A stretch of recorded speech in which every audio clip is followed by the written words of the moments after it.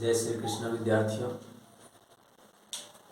हमने देखा present indefinite tense का पैसिव वॉइस वो समाप्त हो चुका है। वॉइस के 4 पार्ट में ये खत्म हो चुका है प्रेजेंट इंडेफिनिट टेंस का। आज शुरू हम लोग करते हैं प्रेजेंट कॉन्टिन्यूअस टेंस का passive voice. Present continuous tense के पैसिव वॉइस का एक्टिव वॉइस का स्ट्रक्चर होता है सब्जेक्ट प्लस इज और am plus V4 plus object. जब इसका हम पैसिव वॉइस बनाते हैं तो ऑब्जेक्ट को क्या बना दिए, सब्जेक्ट। सबसे प्रथम काम यही होता है कि ऑब्जेक्ट को सब्जेक्ट, सब्जेक्ट को ऑब्जेक्ट, ये होता है। ऑब्जेक्ट को बना दिए सब्जेक्ट। यहाँ पे इज आर एम जो पहले से था वही आ गया, यहाँ पे is are am. Present indefinite tense में मैंने बताया था कि पैसिव का निर्माण करने के लिए जो ये ऑक्सिलरी वर्ब की आवश्यकता पड़ती है वो प्रेजेंट इंडेफिनिट टेंस में बगल वाला टेंस से मांगा गया था, क्योंकि प्रेजेंट इंडेफिनिट टेंस के अफर्मेटिव सेंटेंस में कोई भी ऑक्सिलरी वर्ब नहीं होता है। तो पैसिव का निर्माण करने के लिए उसने किससे मांगा, प्रेजेंट कॉन्टिन्यूअस टेंस से मांगा। क्या, is are am. Present continuous tense से मांगा था कौन, प्रेजेंट इंडेफिनिट टेंस। इसलिए प्रेजेंट इंडेफिनिट टेंस के पैसिव में होता है इज आर एम का प्रयोग होता है। रहा प्रेजेंट कॉन्टिन्यूअस टेंस का, तो ये किसी से नहीं मांगने वाला है। क्यों? क्योंकि इसके पास पहले से ही इज आर एम है और इसके पास पहले से ही इज आर एम, तो ये अपना वाला ही ऑक्सिलरी वर्ब का प्रयोग करेगा पैसिव का निर्माण करने में। इसलिए इज आर एम एक्टिव में है और पैसिव में भी इज आर एम है। इसमें V4 जो बन गया V3 बन गया। और ध्यान रहे कि हर कॉन्टिन्यूअस में V3 के पहले क्या लगता है, बीइंग का प्रयोग होता है। एक V4 हट रहा है तो उस V4 की कमी को पूरा करने के लिए बीइंग के रूप में V4 आ रहा है। क्योंकि V4 तो बन गया V3, तो V4 का कमी महसूस होने लगा, तो कमी का जो V4 की कमी महसूस हो रही थी उसे पूरा करने कौन चला आया, बीइंग चला आया।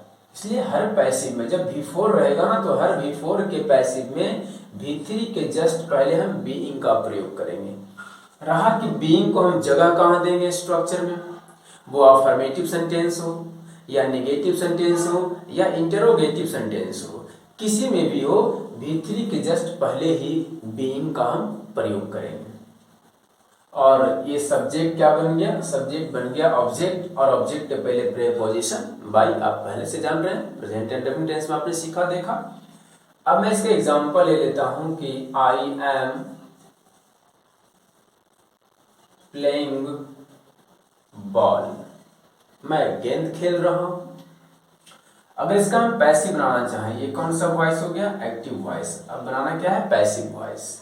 चलिए ऑब्जेक्ट को सब्जेक्ट बनाइए। बॉल ऑब्जेक्ट है, आई सब्जेक्ट है और ये V4 है, एम है ऑक्सिलरी वर्ब। चलिए बॉल को बना दिया हमने सब्जेक्ट। बॉल सिंगुलर सब्जेक्ट है, ना एम लगेगा ना आर लगेगा बल्कि इज लगेगा। Ball is. स्ट्रक्चर में बीइंग देने कह रहा है, हम क्या दे देते हैं, बीइंग दे देते हैं। उसके बाद जो V4 है वो क्या बन जाएगा, V3, यानी प्लेइंग का V3 क्या हो जाएगा, प्लेट। फिर क्या करना है, प्रीपोजिशन बाई देना है, प्रीपोजिशन बाई दे दिए। और जो सब्जेक्ट है वो ऑब्जेक्ट बन जाएगा, अर्थात आई का क्या हो जाएगा, मी हो गया। Ball is being played by me. एक और एग्जांपल लेते हैं।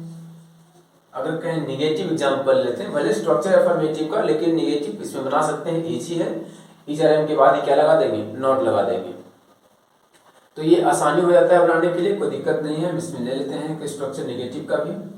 अगर कहें ही इज नॉट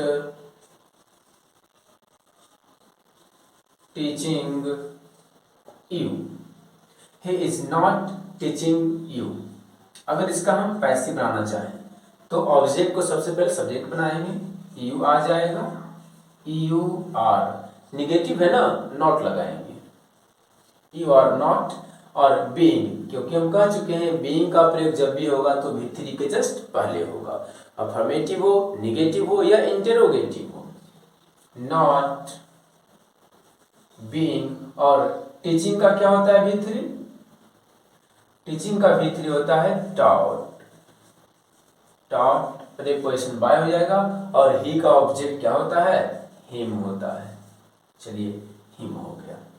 ये आपका हो गया प्रेजेंट कॉन्टिन्यूअस टेंस का पैसिव वॉइस, एक्टिव और पैसिव। ध्यान रखिए कि कॉन्टिन्यूअस में जब भी V4 का चर्चा हो तो हर V4 में हम V3 के पहले क्या प्रयोग करेंगे? बीइंग का प्रयोग करेंगे पैसिव वॉइस में। V3 के पहले बीइंग का प्रयोग करेंगे हर V4 वाले। ध्यान रखना इस चीज को। तो आप इसको नोट करिएगा, कॉपी में लिखेंगे, समझेंगे। अब हम अगर इसका इंटरोगेटिव का बात करें, इसका क्या देख लेते हैं? इंटरोगेटिव सेंटेंस देख लेते हैं। इंटरोगेटिव में क्या करेंगे?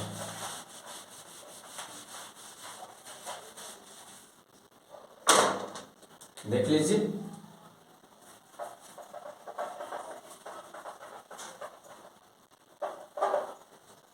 इज आर एम शुरू कर देंगे और फिर क्या लिख देंगे? सब्जेक्ट, और लास्ट में क्या दे देंगे? Question mark. उसी प्रकार से इसमें भी कर देंगे। इज आर एम शुरू में आ जाएगा,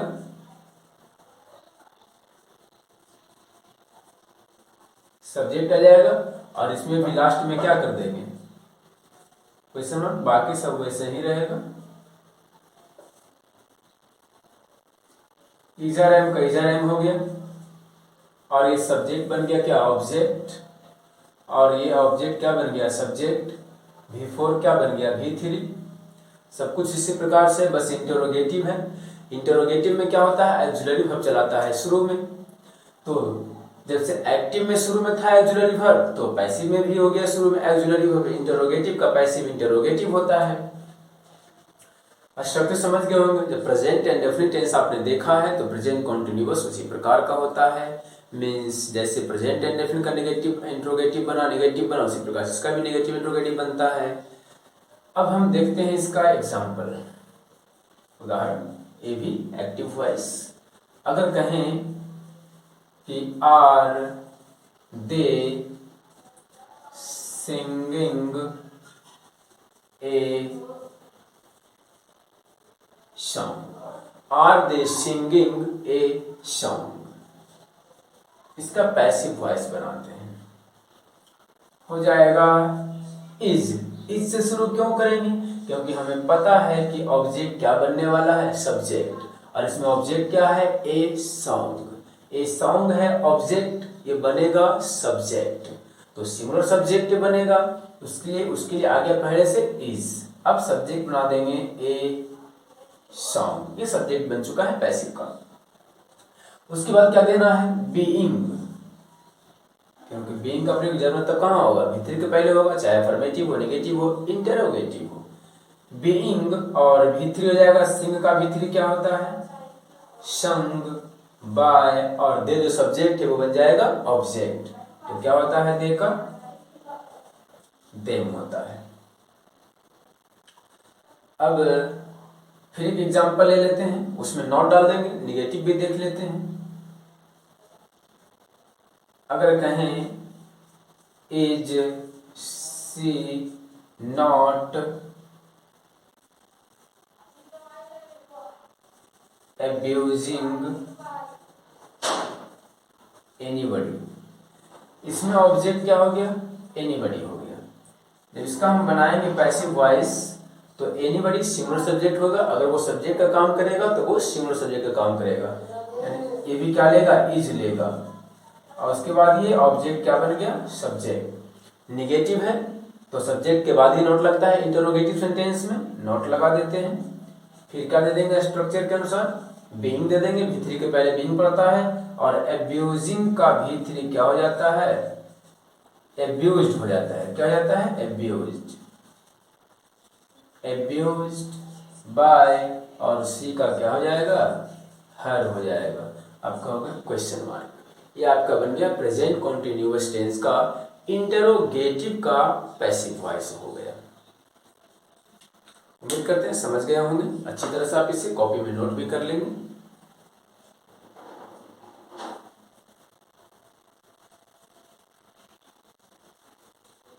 अब हम लोग क्या देख लेते हैं,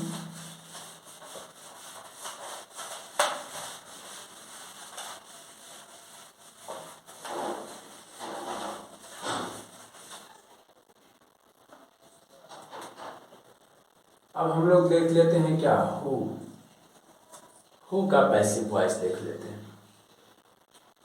तो सबसे पहले एक्टिव वॉइस का स्ट्रक्चर लिखेंगे। क्या होता है, सब्जेक्ट प्लस, सॉरी हु का पढ़ रहे हैं ना, तो हु बनाएंगे सब्जेक्ट, हु हो गया, हु क्या चीज हो गया, सब्जेक्ट। कैसा वर्ब लेगा, हमेशा इज, प्रेजेंट कॉन्टिन्यूअस में सिर्फ इज, न एम न आर। उसके बाद क्या आ जाएगा, V4 आ जाएगा, फिर क्या आ जाएगा, ऑब्जेक्ट, और लास्ट में क्वेश्चन मार्क। बनाएंगे हम पैसिव वॉइस का स्ट्रक्चर। तो पहले सीखे प्रेजेंट एंड डेफिनिट टेंस में, तरीका वही रहेगा। हु बदल जाएगा क्या चीज में, बाई हुम में, क्योंकि हु का ऑब्जेक्ट हुम होता है और ऑब्जेक्ट के पहले क्या रहता है, प्रेपोजिशन बाई, इंटरोगेटिव। चलिए उसके बाद क्या आ जाएगा स्ट्रक्चर में, इज, आर, एम, फिर क्या आ जाएगा, सब्जेक्ट, यानी ऑब्जेक्ट क्या बन गया, सब्जेक्ट, सब्जेक्ट बन गया ऑब्जेक्ट, और ऑब्जेक्ट बन गया सब्जेक्ट। उसके बाद क्या होता है, बीइंग, फिर V3, और लास्ट में क्या पड़ जाएगा, क्वेश्चन मार्क पड़ जाएगा। ये हु का स्ट्रक्चर है। प्रेजेंट एंड डेफिनिट टेंस में इसको समझे, प्रेजेंट कॉन्टिन्यूअस में भी समझ लिए कि हु है सब्जेक्ट, बन गया ऑब्जेक्ट। हु का ऑब्जेक्ट क्या होता है, हुम होता है। जैसे आई का मी, वी का अस, उसी प्रकार से हु का हुम। और पैसिव में ऑब्जेक्ट के पहले क्या लगता है, प्रेपोजिशन बाय लगता है, इसलिए हमने उसे पहले लगा दिया बाय, इसलिए कहते हैं बाय हो। इजरएम क्यों, क्योंकि किसी प्रकार का सब्जेक्ट आता है उसी के हिसाब से इजरएम लगेगा। यहाँ जो ऑब्जेक्ट से सब्जेक्ट बनेगा वो कोई भी सब्जेक्ट हो सकता है, तो उसी सब्जेक्ट के अनुसार हम ऑक्सिलरी वर्ब दे देंगे। और पहले कह चुके हैं कि हर V4 वाले में V3 के पहले बीइंग पड़ेगा, हमने बीइंग दे दिया। चलिए एग्जांपल देख लेते हैं। अगर मैं कहूं कि हु इज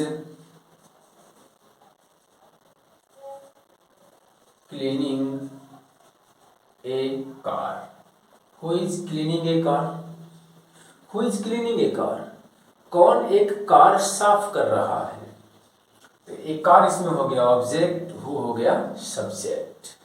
पैसिव बनाएंगे इसका, कैसे बनेगा, हु बदल देंगे क्या चीज में, बाई हुम में। ये हु क्या चीज बदला गया, बाई हुम में, मेरा सब्जेक्ट बन गया है ऑब्जेक्ट। उसके बाद एक कार सब्जेक्ट बनेगा, लेकिन एक कार के अनुसार पहले हम ऑक्सिलरी वर्ब देंगे, क्योंकि इंटरोगेटिव है और इंटरोगेटिव में ऑक्सिलरी वर्ब सब्जेक्ट के पहले ही रहता है। तो हम ले लेंगे क्या, इज, क्यों, क्योंकि ए कार सिंगुलर सब्जेक्ट बनने वाला है, ए कार, ए कार के अनुसार क्या लग गया, इज। तो देखिए by whom is a car, और उसके बाद क्या पड़ जाएगा स्ट्रक्चर के अनुसार, बीइंग, और फिर V3 क्या है, क्लीन्ड, लास्ट में क्वेश्चन मार्क। नेक्स्ट एग्जांपल देख लेते हैं। हु इज नॉट, निगेटिव ले लेते हैं, नॉट जोड़ रहे हैं, निगेटिव ले लेते हैं, बन जाएगा who is not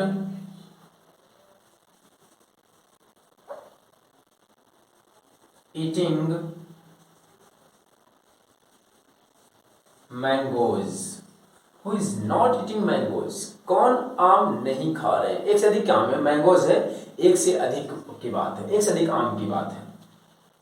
passive voice का हम बात करेंगे, तो हु बदलेगा क्या चीज में, बाई हूं। अब ऑब्जेक्ट बनने वाला है सब्जेक्ट, ये ऑब्जेक्ट सब्जेक्ट बनेगा, मैंगोज एक से अधिक है, क्या ले लेगा, आर ले लेगा, बाई हूं आर, और ये मैंगोज को क्या बना देंगे, सब्जेक्ट, मैंगोज। फिर हो जाएगा, अब निगेटिव है ना, तो इसी के बाद हम क्या लगा देंगे, नॉट। सब्जेक्ट के बाद ये क्या लगता है, नॉट लगता है इंटरोगेटिव में। नॉट, फिर हो जाएगा बीइंग, फिर V3 क्या, ईट का V3 क्या होता है, ईटेन।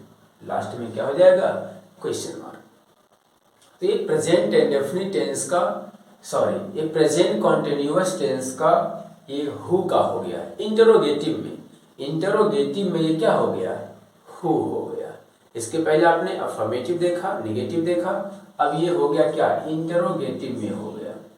इसके पहले भी इंटरोगेटिव का ही था जो एक्जुलरी वर्ब से शुरू था, लेकिन ये वाला जो है हु से शुरू है, और ये भी कौन सेंटेंस होता है, ये भी इंटरोगेटिव सेंटेंस ही होता है, हु का भी। इसके बाद आपका आता है व्हाट, फिर आता है हूँ। तो यहाँ तक उम्मीद करते हैं समझ गए होंगे, और इसके बाद आपको नेक्स्ट वीडियो में बताया जाएगा किसके बारे में, व्हाट के बारे में और होम के बारे में। अच्छी तरह ये समझ लेना है, और इसमें V3 अवश्य याद करते रहिए। पैसिव में आपको बहुत जरूरी है कि V3 याद कीजिए। पूरे अंग्रेजी को अगर आप बढ़िया से समझना है तो देख लीजिए कि कोई भी एक सेंटेंस देख लीजिए जिसमें वर्ब नहीं रहता हो, ऐसा संभव नहीं है। हर वाक्य में वर्ब होना ही होना है। सेंटेंस में कभी कभी सब्जेक्ट न भी रह सकता है, लेकिन वर्ब तो रहना अति आवश्यक है। इम्पेरेटिव सेंटेंस एक होता है जिसमें सब्जेक्ट नहीं दिखता है, लेकिन वर्ब तो रहता ही रहता है। इसलिए बहुत इंपॉर्टेंट बात है कि आप वर्ब अवश्य याद करें। V1, V2, V3, V4 और V5, इसको अवश्य आप याद करें। साथ में एक्जुलरी वर्ब भी याद रखें। एक्जुलरी वर्ब की संख्या 24 होते हैं, जिसे दो भागों में बांटा गया है। एक प्राइमरी एक्जुलरी वर्ब और दूसरा मॉडल एक्जुलरी वर्ब होता है। प्राइमरी एक्जुलरी वर्ब का संख्या 11 होता है और मॉडल एक्जुलरी वर्ब का संख्या 13 होता है, 13 होते हैं।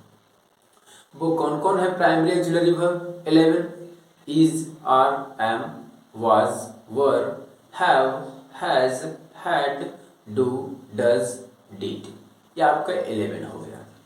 मॉडल एक्जुलरी वर्ब का बात करेंगे वो 13 होता है। कौन कौन है? shall, will, should, would, can, could, may, might।